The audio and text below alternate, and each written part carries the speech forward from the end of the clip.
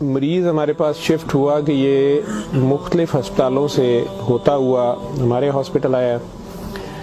بالکل سوکھ کے وہ کانٹا ہوا تھا. 55-60 سال کا وہ آدمی تھا, بہت ہی پتلا دبلا, اور ہماری زبان میں یوزلی ہم کہتے ہیں بون اینڈ سکن, پانی کی شدید کمی اور برا حال. عمر اس کی 55-60 سال تھی. جو اس کے ساتھ ایک ہی لڑکی تھی وہ 20-25 سال کی تھی, اور وہ اپنے آپ کو اس کی بیوی بتاتی تھی. میرے جونیئر ڈاکٹرز نے مجھے راؤنڈ کرایا تو انہوں نے کہا جی کہ یہ فلاں وارڈ سے شفٹ ہوا ہے, اس کو 4 مہینے سے شدید دست لگے ہوئے ہیں, یہ کچھ بھی کھاتا ہے تو اس کو ڈائریا لگ جاتا ہے, اور اس کے سارے ٹیسٹ ہو گئے ہیں, گیسٹروسکوپیاں, انڈوسکوپیاں, بایوپسی, ہر چیز, اس سے کچھ نہیں آ رہا, تشخیص نہیں ہے. لیکن اب اس کی حالت اتنی بگڑ گئی ہے کہ یہ آئی سی یو میں شفٹ ہو گیا ہے, وینٹیلیشن کے لیے ہوا ہے, اور اس کو کوئی دوائی کام نہیں کر رہی ہے. بلکہ میرے ایک جونیئر نے مجھے کہا کہ جس وارڈ سے شفٹ ہوا ہے وہاں کی سینئر ڈاکٹر ایک ہیں, انہوں نے تنزن کہا ہے کہ ڈاکٹر صاحب نے کہا ہے صورت رمان سنانا, تو نہ تو ٹیسٹوں میں کچھ آ رہا ہے اور نہ کچھ آ رہا ہے. 4 ماہ سے ایسے ہے. تو جو ہسٹری ہوتی ہے, ہم جو ڈاکٹرز کامن چیزیں ہوتی ہیں وہ سارے پوچھتے ہیں.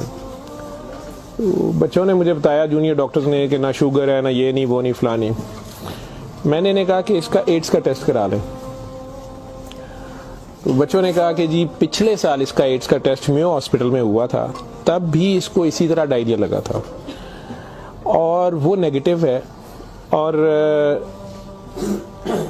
لیکن پچھلے سال پھر یہ ڈائریا ٹھیک ہو گیا تھا 2-3-4 ماہ کے بعد, پھر یہ بہت بہتر حالت میں ہو گیا تھا, لیکن اب پھر اس کو 4 ماہ سے یہ ہے, اور اب اس کی یہ حالت ہو گئی. اب یہ بے ہوش تھا, وہ خیر وینٹیلیٹر پہ چلا گیا, لیکن میں نے پھر بھی اس کا ایڈز کا ٹیسٹ بھیج دیا کہ بھیجو اس کا.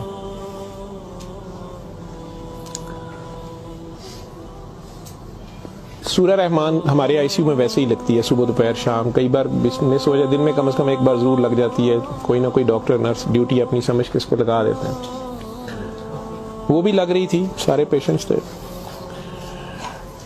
جہاں تک جتنی میری یادداشت ساتھ دیتی ہے کہ تیسرا دن تھا تو میری جونیئر ڈاکٹر کا مجھے فون آیا, بڑا پینکی. اس نے کہا کہ سر یہ پیشنٹ جو ہے اس کی حالت تو خراب ہی ہے, ویسے ہی ہے, بہتر نہیں ہو رہا یہ والا پیشنٹ, اس پہ اچانک ایک چینج آئی ہے کہ یہ سورہ رحمان جب بھی لگتی ہے, میں نے نوٹ کیا ہے, لیکن نرسز صبح سے بتا رہے تھے, لیکن میں نے یہ نوٹ کیا اب کہ جب بھی لگتی ہے اس کے ناک منہ سے, ویسے اس کے پائپ ڈالا ہوا تھا پھیپھڑے, ہم سانس اس کو مشین, سانس والی مشین سے جو ہے نا وہ اس کے لیے پائپ ڈالا ہوا تھا, ناک میں بھی ایک نالی تھی معدے کے لیے, بے ہوش تھا. اس نے کہا جی اس کے ناک میں سے سنڈیاں ابلنا شروع ہو جاتی ہیں باہر کو, اور نرسز اس کے اوپر ڈیوٹی کرنے سے تنگ ہو رہے ہیں. تو اب سکر ایک مشین ہوتی ہے جس سے ہم مریض کے اندر سے ایک بلغم نکالتے ہیں جو نیگیٹو پریشر سے سک کرتی ہے. سر اس کو ہم سک کرتے ہیں, لیکن یہ نہیں سمجھ آ رہی کہ یہ کہاں سے آ رہے ہیں. میں نے کہا اس کے معدے سے کھینچ کے دیکھیں, انہوں نے کہا جی ادھر سے نہیں آ رہے. میں کہ ان کی سانس والی نالی سے آ رہے ہیں, کہ اس میں سے بھی نہیں آ رہے. لیکن جب سورہ رحمان بند کرتے ہیں یہ ختم ہو جاتے ہیں, یہ باہر نظر نہیں آتے. یہاں ہماری ہڈیوں میں خالی جگہ ہوتی ہے, انہیں ہم سائنس بولتے ہیں ڈاکٹرز. تو میں نے کہا یار پھر اس کے یہ سائنس سے آ رہے ہیں, اور میڈیکلی ہم اسے میگٹس انہیں کہتے ہیں. ہم شوگر کا مریض بچڑا آخری سٹیج پہ, کئی بار اس کے زخم بہت خراب ہو جائے تو اس میں کیڑے کئی بار پڑ جاتے ہیں اس طرح. لیکن یہ چیز میں نے نہیں سنی تھی, اور نہ ہی اس کی کوئی, نہ وہ شوگر کا مریض تھا نہ کچھ اور تھا. میں نے ڈاکٹر صاحب سے کہا کہ آپ جو ہے نا اس کا یہ تو اب اینٹی بایوٹکس جا رہی ہیں, سارا کچھ جا رہا ہے, ویسے اس کے ایڈز کے ٹیسٹ کا پتہ کریں وہ کب تک آئے گا. تو مجھے لگ رہا ہے کہ اس کی قوت مدافعت کوئی نہیں ہے, اور یہ کیڑے اس طرح پڑ گئے ہیں, لیکن اس کے علاوہ کوئی اور رشتہ دار اس کا ہے ہی نہیں ہے, اور وہ کوئی چیز لا بھی نہیں رہی. دوائیاں بھی ہم نے خود اپنے فنڈ سے شروع کر لی ہیں. اس کا کرنا کیا ہے؟ اور مسئلہ یہ ہے کہ یہ جس وقت سورہ رحمان لگتی ہے تو یہ کیڑے اس کے اب تو آنکھوں سے بھی کچھ نکلے ہیں, تو اس کے ناک اور منہ سے ابلنا شروع ہو جاتے ہیں. لیکن جب ہم بند کرتے ہیں تھوڑی دیر بعد وہ منہ میں کہیں نظر نہیں آتے. تو ہمارا یہ خیال تھا کہ سورہ رحمان بند کر دیتے ہیں. اس کی بیوی نے بھی کہا کہ یہ تم لوگ پھر بند کرو, پتہ نہیں کیا تم لوگ لگاتے ہو. تو وہ جو ہماری نان مسلم سسٹر تھیں, انہوں نے اسے کہا کہ میری بات سنو, مجھے نہیں پتا اسے کیا بیماری ہے, لیکن وہ اسے پریئر کہتی تھی. انہوں نے کہا جب یہ پریئر لگتی ہے نا یہ کیڑے اس کو چھوڑ کے بھاگتے ہیں, ٹھیک ہے, تو میں تو کہتی ہوں اس کو 24 گھنٹے یہی سنائی جاؤ. جب میں نے یہ باتیں سنی تو خیر میں نے کہا کہ اس کی بیوی کو کہو کہ وہ رپورٹ کا یا ہمیں رسید دے دیں, ہم خود اپنے طور پہ پتہ کر لیتے ہیں. تو میرے راؤنڈ کرنے کے بعد وہ بندی خود ہی آ گئی میرے پاس. مجھے نہیں پتا تھا کہ وہی سسٹر نے اس کی بٹھا کے کہیں کاؤنسلنگ کی تھی. اسے انہوں نے کہا کہ اس کو ہمیں شک ہے کہ ایڈز نہ ہو, کہ اس کی قوت مدافعت نہیں ہے, اس طرح کیڑے اس کو پڑ گئے ہیں, کچھ ہو گیا, شاید کمزوری سے ہو گیا, بیماری کی کمی سے ہو گیا. تو یہ اس کا ہم پتہ کرنا چاہ رہے ہیں. ادروائز تو جو دوائیاں ہیں وہ وہی رہنی ہے. کچھ طرح کی اس نے بات کی, کہتی کہ وہ ڈر گئی ہے تھوڑی سی, اور وہ کہتی میں نے بڑے ڈاکٹر صاحب سے کوئی بات کرنی ہے. بہرحال اب مجھے جتنا یاد ہے میں 1 سال بڑی سوچا ہے اس کے اوپر کہ میں اس کو بیان کروں یا نہ کروں لوگوں کے سامنے. اس عورت نے بڑی خوفناک کہانی مجھے سنائی. جب اسے یہ ڈر پڑا نا کہ اس کو ایڈز نہ ہو اور اس کو نہ ایڈز لگ گئی ہو, اب وہ مجھے کہنے لگی ادھر کمرے میں آ کے کہ ڈاکٹر صاحب یہ جو میرا میاں ہے نا یہ اصل میں جادوگر ہے. میں نے کہا آپ نے تو پہلے دن لکھوایا کہ یہ رکشہ چلاتا تھا اور رکشہ ڈرائیور ہے. اس نے کہا جی یہ رکشہ ڈرائیور تو ہے لیکن یہ جادوگر ہے, کالا جادو کرتا ہے, لیکن کرتا قرآن سے تھا. مجھے ہنسی آ گئی, میں نے کہا قرآن سے کالا جادو کیسے ہو سکتا ہے. بہرحال ٹو کٹ اٹ شارٹ, اس عورت کی ہمارے وہ ڈاکٹرز نے مجھے, چونکہ وہ ویڈیو میرے پاس وہ صرف پڑی ہے جس میں وہ کیڑے پلیٹ میں, ہماری اسے ڈش کہتے ہیں, اس میں وہ نکال کے وہ ڈال رہے تھے, تو مجھے انہوں نے بھیجے کہ اس کا کرنا یہ کیا ہے. پہلی رات جب انہوں نے مجھے میسج کیا رات کو واٹس ایپ پہ, تو وہ ویڈیو میرے پاس پڑی ہوئی ہے. اور نے مجھے بتایا جی کہ میں خود کسی کی بیوی تھی, اس کی ماں مجھے بڑا تنگ کرتی تھی اور میں چاہتی تھی کہ یہ میرے انڈر آ جائے. مجھے کسی عورت نے, دوسری نے بتایا, ہمسائی نے بتایا کہ یہ خامن تمہارا غلام ہو جائے گا, تم اس کے پاس چلی جاؤ. باقی تفصیلات میں نہیں جاتا. جو کچھ اس نے مجھے بتایا, اس نے کہا جی کہ یہ اس کا جادو کا توڑ ہی نہیں تھا اور اس کا کام لازمی اس کا ہوتا تھا, یہ جیسے بھی کرتا تھا. طریقہ کار اس نے کیا کہا جی, اس نے کمرے میں اندر ایک گاؤ تکیہ رکھا ہوتا تھا, اس کے اوپر اس نے وہ جس طرح اسمائلی ہوتا ہے, جو مجھے سمجھ آئی کہ اس نے کوئی بت سا بنایا ہوا تھا, اس کمرے یہ بٹھاتا تھا اور وہ لوگوں کو پہلے تو قرآن شریف بھی پتہ نہیں پڑھنے کو کہتا تھا, کچھ کرتا تھا, پھر ان کی بات سنتا تھا, سارا کرا کے جو مجھے اس کا طریقہ واردات سمجھ آیا یا جو بھی تھا. اس نے کہا جی کہ جو غرض مند ہوتا تھا نا وہ دیوانہ, عورتیں بڑی دیوانی ہوتی تھیں, ٹھیک ہے, یا ینگ لڑکے لڑکیاں کہ میری وہاں شادی ہو جائے, وہاں ہو جائے, اولاد ہو جائے. کئی لڑکے آتے تھے. تو جو اس نے سب سے گندی بات مجھے بتائی, بڑی فضول جو اس کی حرکت تھی یا جو بھی, وہ اسلام تو ہو ہی نہیں سکتا. اس نے کہا جی یہ ان عورتوں کو اور اپنے بارے میں اس نے کہا کہ میں نے بھی یہ غلطی کی, میرے سے بھی یہ گناہ ہوا, لیکن مجھے گناہ ثواب کا اتنا نہیں پتا تھا. تو یہ پہلے وہ تکیے کو سجدہ کراتا تھا, خود اس کے پیچھے کھڑا ہو جاتا تھا. پھر وہ کہتا تھا کہ یہ اصل میں تم لوگوں پہ کالا جادو ہوا ہے, اس کو توڑنے کے لیے پتہ نہیں نوری بڑا ضروری ہے, ٹھیک ہے. پھر وہ ہمیں کہتا تھا کہ وضو کر کے آؤ, ٹھیک ہے, وضو کر کے آتے تھے, وہ پتہ نہیں کون سی صورت پر وہ کئی صورتیں مکس کرتا تھا. یہ سب کرتے کراتے 1-2 سیشنوں کے بعد کچھ نہیں لیتا تھا. پھر جو زیادہ لوگ اپنے کام کے پیچھے دیوانے ہوتے تھے ان کو بتاتا تھا کہ اس میں بڑے پیسے بھی لگیں گے, یہ جان پہ کھیلنا پڑنا ہے, پتہ نہیں کیا کرنا, اور تمہیں بھی میرے ساتھ کرنا پڑے گا, اس میں بڑا کچھ جو ہے نا رسک ہے, لیکن کام تمہارا ہو جائے گا. وہ جو بھی اس کی کہانیاں تھیں جو اس کو بعد میں کسی اور وجہ سے پتہ چلی, جو مجھے وہ بتا رہی تھی کہ جی یہ عورتوں کے ساتھ بھی اور ینگ لڑکوں کے ساتھ یا مردوں کے ساتھ بھی غلط کام کرتا تھا, پھر انہیں اپنا گند کھانے پہ مجبور کرتا تھا, پھر انہیں پتہ نہیں کون سے کوئی آیت بنائی ہوئی تھی یا کوئی نام تھا پتہ نہیں کیا, کہ عربی کے جی یہ پڑھ کے نا تم نے یہ مکسچر جو ہے نا یہ ہنڈیا پکاتے ہوئے تھوڑا سا بیچ میں گند ڈال دینا ہے اور اپنے خامند کو کھلا دینا ہے, یا اس لڑکی کو کھلا دینا ہے, یا اس کو کھلا دینا ہے. تو میں اپنے خامند کے ساتھ یہ سارا کچھ کیا میں نے. اب مجھے بتائیں کہ جب وہ اس بندے کے ساتھ ہی سو گئی تو اس کے خامند تو وہ رہا ہی نہیں ہے نا, تو نہ وہ مسلمان رہی ہے نہ وہ یہ حرکتیں ساری. اب اس کے بعد بقول ان خاتون کے, اس لڑکی کے, کہ جی وہ خامن جو میرا تھا اس میں تو تبدیلی نہیں آئی, اس نے مجھے فل مارنا شروع کر دیا. اور مجھے اس کی میرے تڑپ اس کی طرف بھاگتی تھی کہ میں اس کے پاس آؤں.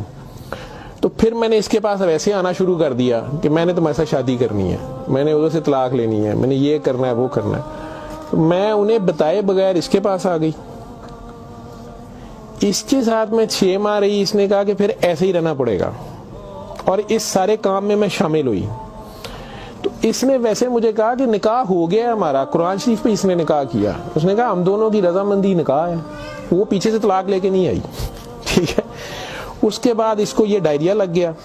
ڈائریا لگنے کے بعد یہ کہتی ہے کہ جی میو اسپتال میں جب ہم تھے 4 مہینے ہمیں ہو گئے, اور برا حال تھا اس کا پچھلے سال. تو یہ ایک دن مجھے کہنے لگا کہ میں کہتا ہوں کہ میں اللہ سے توبہ کر لوں, اللہ میری جان بخشی کر دے, تو میں توبہ کروں, اور میں نہ اب رکشہ ہی چلا کے اس میں جتنی روٹی روزی ہوگی تو میرے ساتھ گزارا کر لے گی, اور تو بھی واپس چلی جا اپنے خامن کے پاس. ٹھیک. اور ادھر سے جا کے طلاق لے نہ لے, اور یہ نکاح نہیں ہے, اور جو بھی اس نے کہا کہ جی ہم نے توبہ کر لی بقول اس کے جو اس کی سمجھ تھی. یہ کہتی ہے جی میں واپس گئی, میرے خامن نے پھر مجھے مارا. اس نے کہا میں تمہیں طلاق دے چکا ہوں, تم میری طرف سے فارغ ہو, تم کہاں سے آئی ہو, یہ آئی ہو, اتنی دیر بعد آئی, جو بھی آئی ہو. خیر میں پھر واپس اس کے پاس آئی. یہ کہتی ہے کہ جی وہ میں کوئی 48 گھنٹے بعد شاید 2 دن بعد واپس آئی ہے. دیکھو میو ہسپتال تھی, ڈاکٹر بڑے حیران سن, پیٹ سے ٹھیک ہو گیا سی. انہوں نے کیا دوائی فلانی مافک آ گئی ہے, فلانی مافک آ گئی ہے. تو یہ اپنے پیروں پہ کھڑا ہو گیا. اگلے کوئی 10-12 دنوں میں انہوں نے چھٹی دے دی. پھر یہ مجھے مسجد ایک میں لے کے گیا, وہاں ہم نے نکاح کیا. ٹھیک ہے. نکاح کیا, یہ رکشہ چلانا شروع ہو گیا. تو ڈاکٹر صاحب 6 مہینے انہیں بڑی محنت کی تھی, رکشہ بھی چلایا, میں بھی کدے سکی گلی کھاندے سا چنگا پلا سی. پر ڈاکٹر صاحب دنیا بڑی ظالم ہے, دی شہرت سی دنیا پیچھے پیندی سی, کہنا سی میں کام چھڑ چھڑیا ہے. ڈاکٹر صاحب ہوں پھر ایک بچی آئی تو بڑی سونی سی, وہ بڑی روندی سی, وہ پتہ نہیں کی مسئلہ سی. ڈاکٹر صاحب نے وہ پھر وہی کام شروع کر لیا.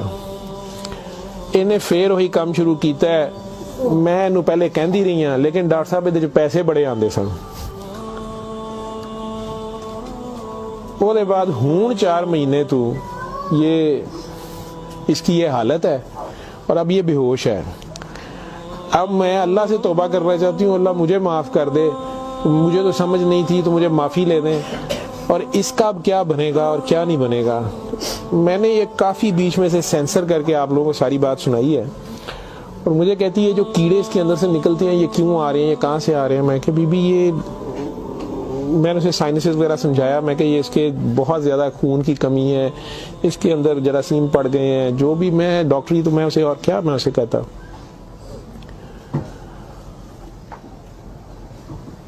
اور اس وقت ساری بات سنا کے تو اس نے وہ رپورٹ اندر سے نکالی, اور مجھے کہتی ہے جی یہ رپورٹ میں تو اس کو HIV کی رپورٹ تھی کہ جی وہ تھے رپورٹ والے مینوں کہا ہے کہ ڈاکٹر صاحب فوراً جا کے دیو, تے تسی وہ لیبارٹری میں کہیں پوچھتی رہی.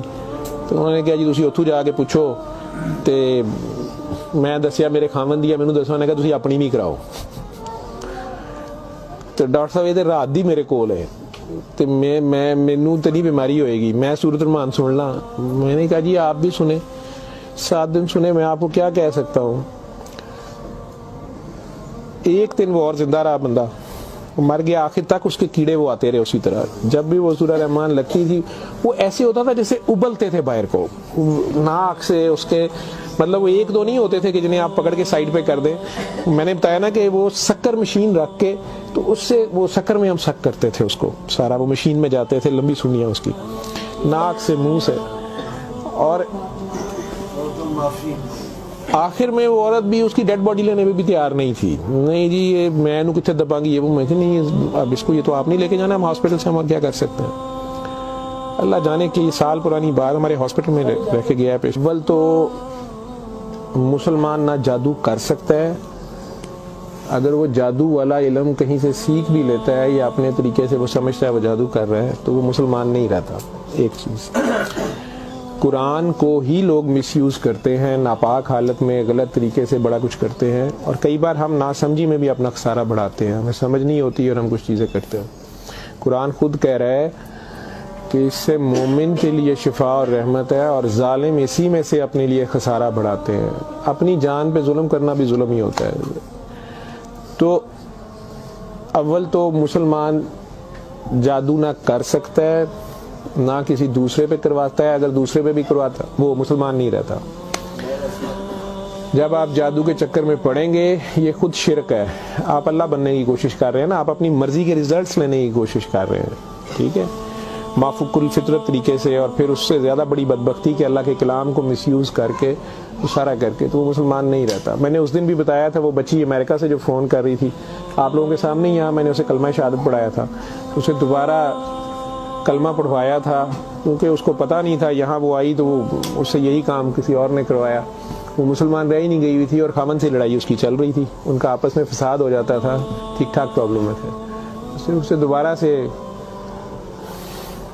باوضو ہو کے آپ کلمہ پڑھیں، زندگی میں اگر ایسی کبھی غلطی کر دی ہے تو اللہ سے معافی مانگیں اور دوبارہ سے کلمہ پڑھ کے مسلمان ہو۔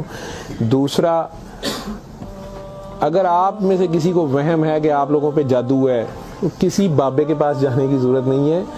یہ تو فٹافٹ آپ لوگ کہتے ہیں کہ جادو برحق ہے، اور جی جادو نبی کریم صلی اللہ علیہ وسلم پہ بھی ہو گیا تھا۔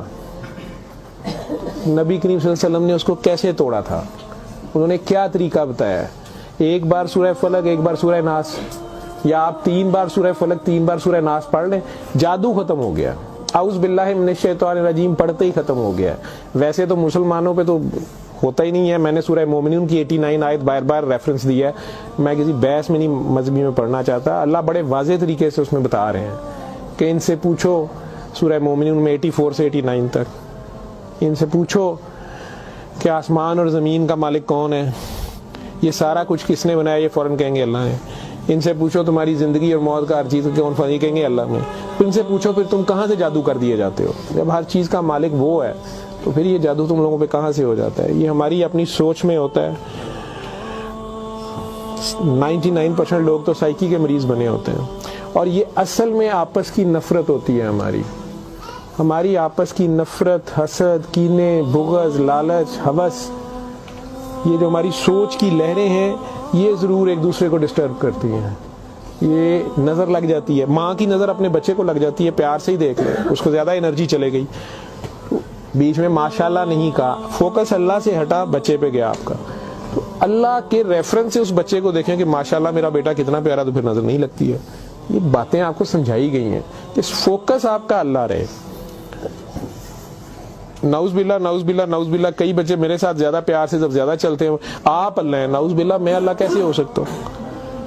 پھر انہیں میں کہتا ہوں کہ بیٹا یہ کفریہ کلمہ ہے، کسی بات سے کوئی بندہ مدتوں سے پھنسا ہوتا ہے، اس میں سے نکلتا ہے، کئی بہت بڑی بات کر دیتے ہیں۔ ہوش کے لوگ نہیں ہوتے ہیں، جب تک ہوش میں نہیں ہوتے ہیں تو اس وقت تک تو ان پہ حد نہیں لگتی، لیکن جب ہوش آ گئی ہے اس کے بعد یہ بات کفر میں آتی ہے، اور اللہ یہ برداشت نہیں کرتا۔ آپ ناسمجھی میں بھی کر رہے ہو، بچہ ناسمجھی میں بھی الٹی سیدھی حرکتیں کر رہا ہو تو ماں تو کان پکڑ لیتی ہے، اس نے بھی اسے سکھانا تو ہوتا ہے، اسے ثابت تو کرائے گا، پہچان تو کرا کے چھوڑے گا اللہ کون ہے، اللہ کہاں ہے، ٹھیک ہے۔ آیت الکرسی کا مطلب ہے کرسی کی نشانی، کرسی کا اشارہ، ٹھیک۔ جب آپ خوف کی حالت میں ہیں تو وہ پڑھ لیں، یا آپ کو لگتا ہے کہ ہمیں کوئی مسئلہ نہ ہو تو پڑھ لیں، تو اس کا مطلب یہ نہیں ہے کہ وہ آیت الکرسی کے لفظ یا آیت الکرسی کے وہ آپ کی حفاظت کرتے ہیں۔ اس کا مطلب کیا ہے؟ عربز کو تو پتہ چلتا تھا پڑھتے ہوئے کہ وہ کیا کہہ رہے ہیں، تو وہ ساری اللہ کی حمد اور اللہ کی شانیں بیان ہو رہی ہیں۔ تو کرسی کی بات ہو رہی ہے کہ کرسی زمین و آسمان پہ ہر طرف وہ ہے، تو اصل میں تو کرسی والے کی بات ہو رہی ہے۔ تو جو کچھ کرنا ہے کرسی والے نے کرنا ہے، تو اگر کرسی والے سے آپ کا دھیان ہٹ گیا، ٹھیک ہے، تو آپ کرسی کی پوجا شروع ہو گئے، تب بھی پھنس گئے آپ۔